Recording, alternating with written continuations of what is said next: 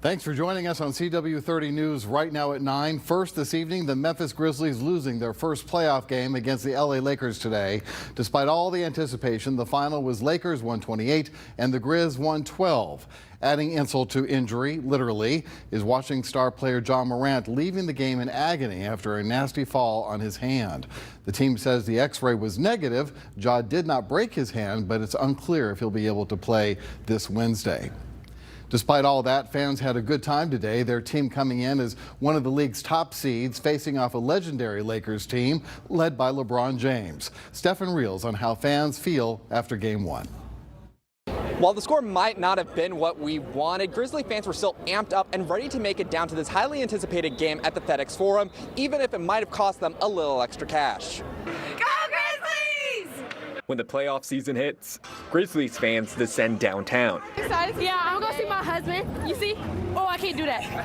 Oh wait, she got it on her back. Whether they've been fans for years or born into the Grizzlies' den, no one wanted to miss this face-off against a team like the Lakers with a player like LeBron. While Ticketmaster says the average price was around $140, fans weren't afraid to shell out a little extra, or in some cases, a lot. $1,500 for two tickets, that's okay. It's worth it. It's worth every dollar spent. Worth it to see the Grizzlies face one of the most successful franchises in the NBA, also entering the playoffs as a top franchise themselves.